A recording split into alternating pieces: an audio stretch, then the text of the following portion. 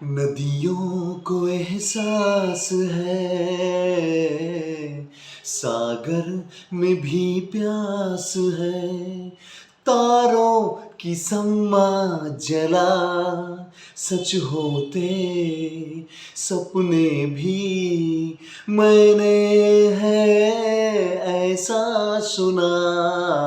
दिल मेरे तू दीवाना है, पागल है मैंने माना है।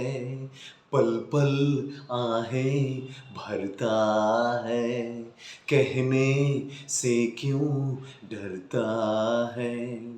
दिल मेरे तू दीवाना है।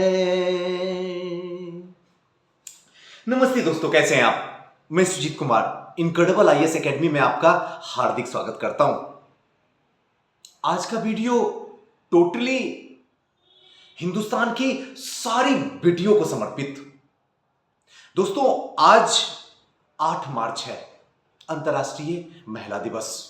मैं आपको यह नहीं बताने वाला हूं कि अंतर्राष्ट्रीय महिला दिवस क्यों मनाया जाता है, क्यों 8 मार्च को ही मनाया जाता है, इसके पीछे रीजन क्या है, वो कोई और यूट्यूबर आपको बता देंगे। मैं जो चर्चा करने वाला हूं, आपकी जिंदगी का चर्चा करने वाला हूं। हिंदुस्तान की हर बिटिया के अंदर जो दर्द है ना, उस दर्द की दास्तां को अपने जुबान से उसे फिर से याद दिलवाने की कोशिश कर रहा हूं।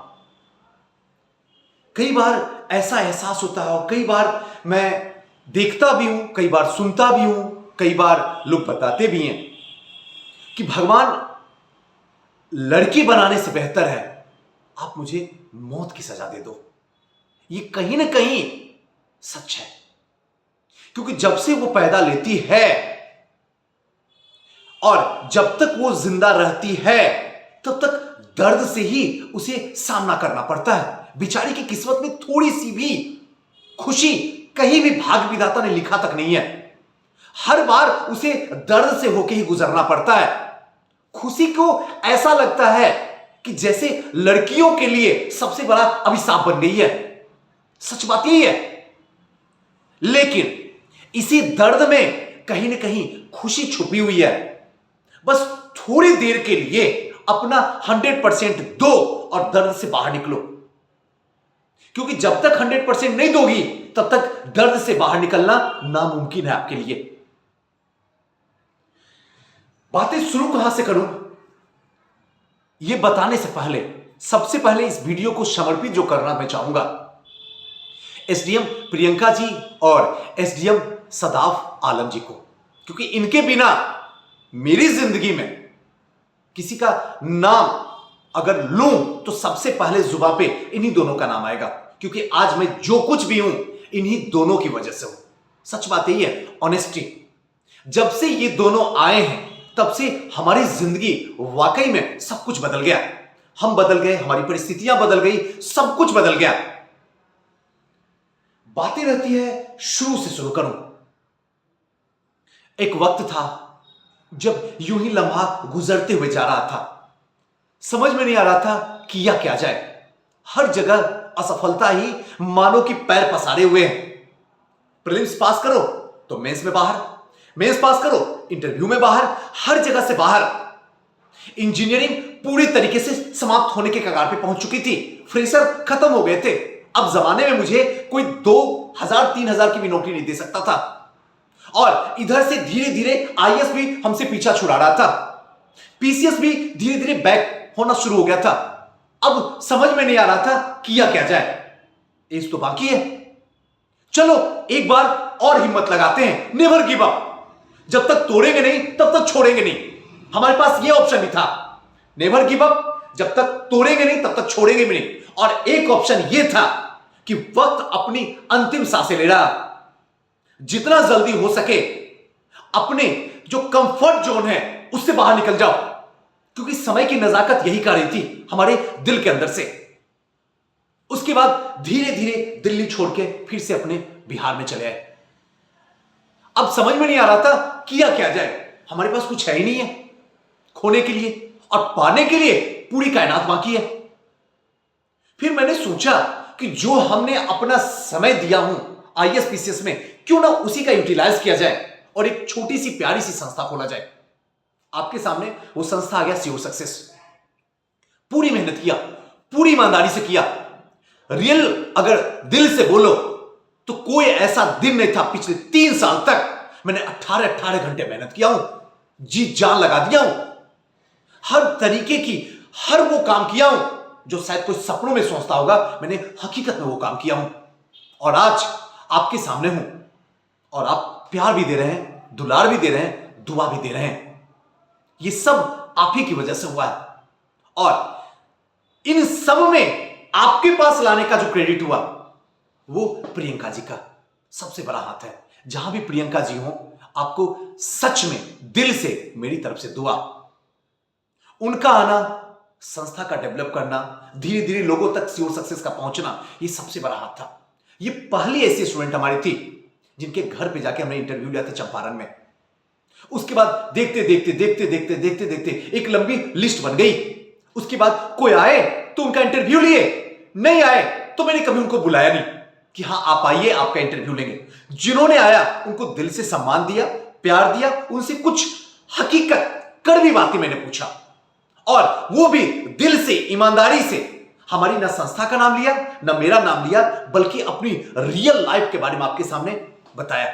चाहे वो लड़के हो या लड़कियां, चाहे वो एसडीएम हो, डीएसपी हो या फिर आरओ हो, इन सब ने। उसके बाद वक्त लम्हा गुजरते गया, धीरे धीरे समय बढ़ते हुए आगे चला। उसके बाद आया सदाफ आलम जी। ये दूसरे हमारे स्टूडेंट एसडीएम बनी, जिनके घर पे मुजफ्फरपुर में जाके मैंने इंटरव्यू लिया। सच बोलूं, मैं कभी ऐसा नहीं कि मैं ग्रेट हूं, मेरे पास वक्त नहीं मिलता है कि मैं किसी के पास में जाके इंटरव्यू लूं। सच बात यही है, क्योंकि इतना बड़ा जाल फैलाया हूं कि मेरे पास वक्त ही नहीं मिल पाता है। परिवार के पास जाने का तो वक्त ही नहीं मिलता, मैं किसी के पास जाके इंटरव्यू कैसे ले सकता हूं। लेकिन कहीं न कहीं इनके साथ में हमारा प्रेम था, कहीं न कहीं इनके साथ में हमारी दुआ थी, कहीं न कहीं इनको हमसे भरोसा था। और हमने वाकई में मतलब दिल से एक खुशी मिली। खुशी इस बात की नहीं कि एसडीएम बनी थी, खुशी इस बात की थी कि महिलाओं में और उसमें भी मुस्लिम में ये एसडीएम बनी थी। ये सबसे बड़ी पूरे बिहार में गर्व की बात थी कि मुजफ्फरपुर की बेटिया ने पूरे तरीके से पूरे बिहार में परचम लहरा दिया। ये मेरे सौभाग्य थी कि मुझे इनके घर जाने का अवसर मिला और यहां से पूरी तरीके से जिंदगी एक अलग से मोड़ ले ली। आज भी ऑनेस्टली एकदम दिल से दुआ करके कहता हूं, आज भी अगर कोई लड़की को मैं देखता हूं तो मुझे हर वो लड़की में या तो प्रियंका जी दिखती हैं या फिर सदाफ आलम जी दिखती हैं। यही दोनों का दृश्य मुझे दिखता है। लगता है ये दो बन गई है, अब नेक्स्ट हमारी प्रियंका या फिर सदाफ आलम जी कौन बनेगी।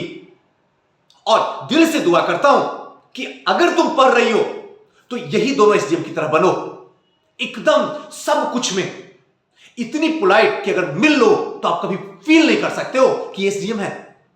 इतनी साधारण घर से, इतनी मतलब किस दर्द से गुजर के यहां तक पहुंची है मत पूछो मुझसे, उनसे ही पूछ लेना कभी मौका मिलेगा तो। इतनी सरल स्वभाव की दोनों में से किसी में कोई असमानता नहीं, दोनों इक्वल, दोनों एक गरीब परिवार से, एक मतलब क्या कहते हो, एक मेहनत करके, एक ईमानदारी के साथ में चल के इस दोनों ने एसडीएम के मुकाम तक हासिल किए। एक बार फिर से इन दोनों को हमारी तरफ से खूब सारी बधाई। अब आते हैं आपकी बात। आप डरती हो, घबराती हो, क्यों घबराती हो, क्यों डरती हो? आप में वो एनर्जी है जो आपने कभी सोचा भी नहीं होगा। हिंदुस्तान की सारी बेटियां समझ लेना, मत घबराओ। तुम्हारे पास जितनी ऊपर वाले ने एनर्जी दिया ना, उतना किसी मर्द में नहीं दिया, किसी लड़के में नहीं दिया। रियल बताता हूं, ऑनेस्टली। लेकिन आप घबराओ नहीं, हमें पता है आपके पास मौका नहीं दिया जाता है, ये सच बात है। लेकिन जो मौका दिया जा रहा है ना, उसको पूरी तरीके से अपनी जान डाल दो। स्ट्रेस टेंशन लेना बंद करो, स्ट्रेस में अपनी एनर्जी को बर्बाद मत कर दो। प्लीज रुको, हाथ जोड़ के प्रार्थना है, मत घबराओ। जो हो रहा है तुम्हारे साथ हो जाने दो, जो जा रहा है उसे जाने दो, जो छोड़ रहा है उसे छोड़ देने दो। लेकिन किसी भी पल में कोई भी ऐसा लम्हा ना हो जिससे यह लम्हा आपका स्ट्रेस में गुजर जाए। सुजी सर डर लगता है, लगने दो ना डर, सबको लगता है, आपको भी लग रहा है, होने दो। जितना डर लग रहा है उतने कस के मां सरस्वती का पैर पकड़ लो, यानी कि अपनी किताब को पकड़ लो। जितना डर लगे उतना ही ताकत से पकड़ो, उतना ही वक्त मां सरस्वती में दो, लेकिन किसी भी हालत में रिजल्ट जाने मत दो। यह तुम्हारी जिंदगी का सवाल है, एक लाइन का आंसर है। चाहे कुछ भी हो जाए, आसमान बदल जाए या जमीन फट जाए, बस आपका रिजल्ट होना चाहिए, और यह आप डिजर्व करती हैं। घर परिवार सारे लोग असफलता की राह आपकी देख रहा है कि कितना जल्दी बिटिया आ जाए पटना प्रयागराज मुखर्जी नगर से, तुरंत हाथ पीले कर देंगे। याद रख लेना, जो लड़की 2 साल 3 साल प्रयागराज मुखर्जी नगर या पटना में तैयारी कर रही है और वो ग्रुप डी का जो सरकारी नौकरी किया हुआ है उसकी बाहों में जाओगी, कितनी शर्म की बात है। सोचो, अगर इसी की बाहों में जाना था तो फिर इतना ड्रामा किस बात की। एक बार सोचना अपनी जिंदगी को रोक के। और आपकी पापा की इतनी औकात नहीं है कि वो जाके आईएएस ऑफिसर को उठा के लाए, या एसपी को उठा के लाए, या एसडीएम को या डीएसपी को उठा के लाए। नहीं ला सकते, उनकी औकात नहीं है इतनी। अब आप समझो, अगर उठा के नहीं ला सकते हैं तो क्या ग्रुप डी के लिए बनी हो? सोचो, एक बार अपनी जिंदगी से पूछो। कभी लगता है ये कर लूं, कभी लगता है वो कर लूं। वो करके क्या करोगी? आप मां सरस्वती का पैर नहीं पकड़ोगी, अभी भी वक्त है। तो मन करेगा ये कर लूं या वो कर लूं, करते रहो। लेकिन एक बात जरूर बोलूंगा, अगर तुम पढ़ रही हो तो सद्दाफ आलम जी जैसा या फिर प्रियंका जी जैसा पढ़ो। एक बार बैठो, दिल से बैठो और रिजल्ट को ठोक दो, बस एक लाइन में, कि बस आ रही हूं और सिस्टम के अंदर आ रही हूं। प्रीलिम्स देने नहीं आ रही हूं, सिस्टम के अंदर आ रही हूं। यह पहला मुकाम नहीं, मेरी जिंदगी का अंतिम मुकाम होगा, और उसे मैं हासिल करके रखूंगी। चाहे जो भी मुझे बलिदान देना पड़े या जो भी त्यागना पड़े, मैं सबको देने के लिए तैयार हूं। लेकिन किसी भी हालत में 2022 को जाने नहीं दूंगी, और यह आप डिजर्व करती हैं। हर वो प्रयास करो, हर वो काम करो जो आज से पहले आपने इस जमाने में नहीं किया है, वो करो। अपने आप में अपने आप को ढूंढो, लेकिन भगवान के लिए गलत जगह अपने समय को मत बर्बाद करो। 35% आरक्षण आपको मिला हुआ बिहार में, उसका उपयोग करो। फोन में, दोस्त में, यार में, इधर उधर आधा घंटा मम्मी से बात कर लेते हैं, आधा घंटा दीदी से बात करते हैं। क्यों बेवकूफी कर रही हो? अरे यही मम्मी यही दीदी आपको ताना मारेगी, आने दो वक्त। फिर कहना सुजी सर जो आपने बोला वही हमारे साथ हुआ। सबको छोड़ दो पीछे, सबको छोड़ दो, क्योंकि ये दुनिया 21वीं सदी जो है ये पावर की दुनिया है, और पावर की दुनिया के लिए आपको मां सरस्वती का पैर पकड़ना ही होगा, बाकी पूरे जमाना को छोड़ देना पड़ेगा। चॉइस आपके पास में है। इस खूबसूरत की रात में आप जिस चॉइस को पकड़ोगे वही आपका कल का फ्यूचर होगा। क्या दुनिया में, जमाने में, परिवार में सबकी खिदमत करना है, या फिर मां सरस्वती को पैर पकड़ना है?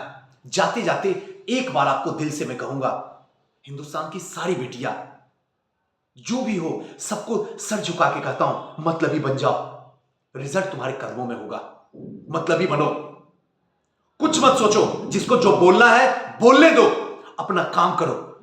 कोई मदद नहीं, किसी की मदद नहीं। अगर तुम्हें मदद करने का इतना ही भूत सवार है तो खुद की मदद करो। खुद की मदद करोगी, निखर जाओगी। जब भी डर लगे, जब भी गलत लगे कुछ स्टेप उठाया जाए, तो एक ब्रह्मास्त्र मैं आज तुम्हें दे रहा हूं। ऐनक के सामने खड़ा हो जाना, और उस ऐनक में जिसका दृश्य दिखे ना, वही तुम्हारी मदद कर सकता है, और इस जमाने में कोई नहीं मदद कर सकता तुम्हारी। वही तुम्हारा सॉल्यूशन है।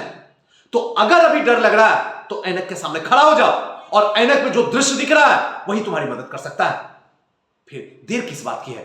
उठो, जागो।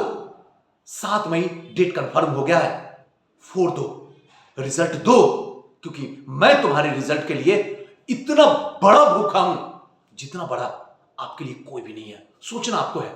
मेरा तो वक्त जा चुका है, आपका अब शुरू होता है। थैंक यू, नमस्कार।